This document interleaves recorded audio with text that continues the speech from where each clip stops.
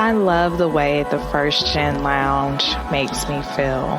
Because it creates a space where I belong, where we're able to create community. The fact that it's a community. It's a safe place. It also gives me a place to understand different perspectives. The stories of these individuals prescribe transformational perspective.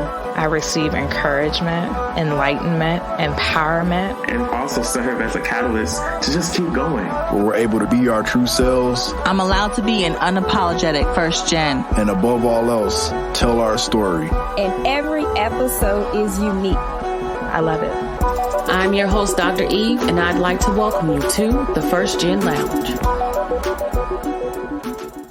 Hey y'all, so we back, and y'all know I be so excited to be here, and we have begun spring, and I am so excited about it. And here's my quick shameless plug. Today is my Delta-versary, and I'm enthused. Don't ask me how old I am, mind your business, but I want to give a shout out to my line sisters of Delayed But Not Denied that came through that almighty Alpha Rho chapter at Shaw University. Okay. Oh yeah, so okay, back to the business. If you all didn't know though, spring and fall are my absolute favorite seasons.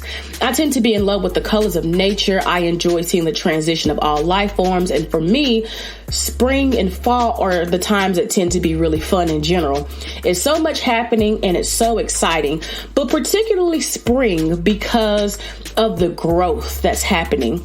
It's all the new fresh colors and the brightness and the fullness of life that really gets me going. Now, granted, in recent years, I've actually developed, or rather discovered, that I have allergies. Now, I'm a grown woman and I'm just getting allergies. When I'd gone to the doctors a while back, she was like, oh yeah, you have allergies. She was looking at my nose and I was like, what you mean I got allergies? Allergies? Where'd they come from? How I get this old? And I just now find out that I have allergies. But I ain't really make a big deal about it. Just it is what it is. Keep it moving. But being who I am, I wanted to take a minute to learn more about allergies. I have known people with all kinds of allergies, peanut allergies, shellfish allergies, the regular seasonal allergies, which is pretty much what I have, seasonal allergies. But I got curious even more because now I'm a victim, right?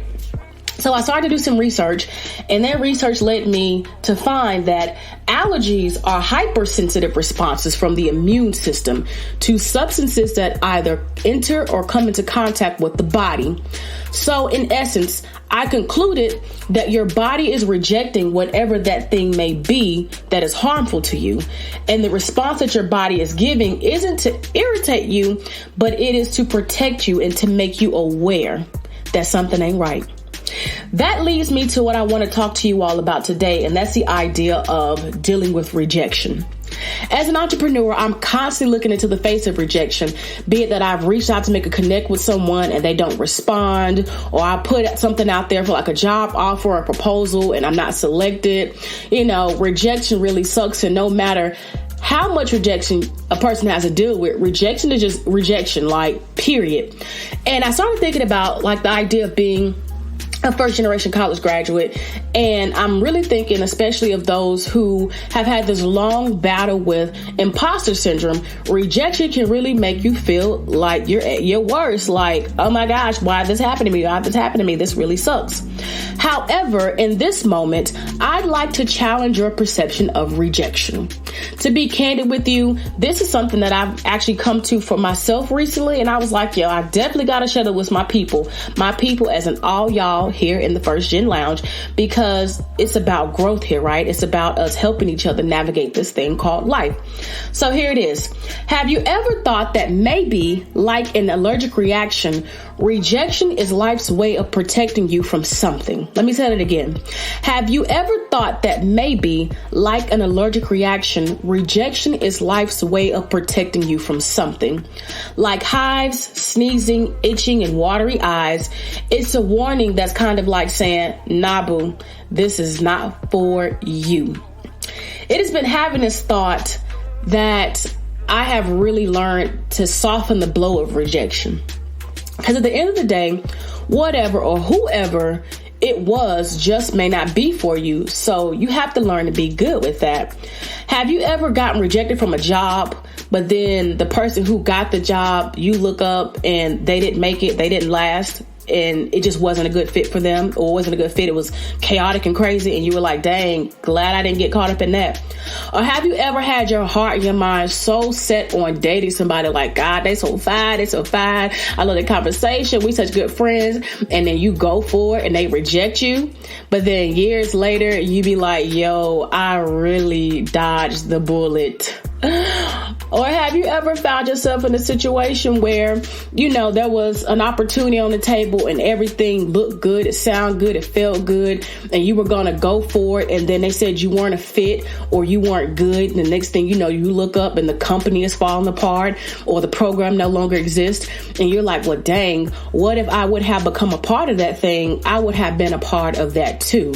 Or has there ever been a situation where you wanted so badly to be a part of a group, and the next thing you know, you look up and that group has rejected you or you're not a part of it, but then there's this big scandal that comes out and you're like, yo, just missed it. Rejection. Sometimes it is keeping you from what is not good for you. Rejection, however, is unavoidable. Although I may be in the house, that doesn't keep me protected from dust and other allergens. While pollen may not be a friend of mine, that doesn't mean I'm going to keep myself from going outside to enjoy the beautiful day. I say this because just as we are rejected at times, we can't stop going for whatever it is that we want. You can't let rejection keep you from seeing the good in your life and yourself. Rejection doesn't necessarily mean that something is wrong with you or that you're not good enough. It simply means it's not for you. In the same breath, I would say that rejection creates opportunities for you to get clear. Like having allergies, in spite of my fight for not wanting to take Claritin, Zyrtec, and Benadryl, I have identified more than one option to literally help me get clear and find relief. So, when you get rejected, rather than ask, why me, you should ask, what are my options? Take it as an opportunity to get clear about what's next. I know rather than saying, why me? Why can I get outside? Why I'm going to sneeze and my eyes watering? Pop this Claritin, boo, and go on outside. Enjoy your day. You good.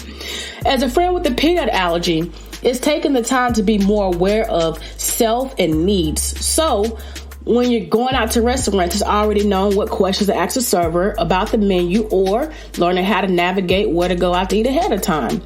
So I say that to say the next time an opportunity comes around, you can be equipped with the right questions to ask or the right thought process to better navigate whatever that opportunity may be. Rejection shouldn't kick you down. It should be a way for you to transform. So, as I'm wrapping up this thing, y'all know I like to keep it long, give you what you need to keep it moving on. Don't let rejection make you bitter. Let it make you better. You are brave, intelligent, and more than capable. So don't beat yourself up for being rejected, and don't compare yourself to others who have opportunities that may not have been afforded to you, or who people are connecting with that may not be connecting with you, or for money that other people has that may not be given to you. Don't get caught up in that. What and who is for you will be for you however it may be for you, and that's a fact. So until next time, fam, let me go ahead and say I appreciate you in advance for taking the time to rate and review this show so more people can continue to discover what we're doing over here in the First Gen Lounge. And I would say that in all that you do, keep pressing forward. I love y'all. Peace.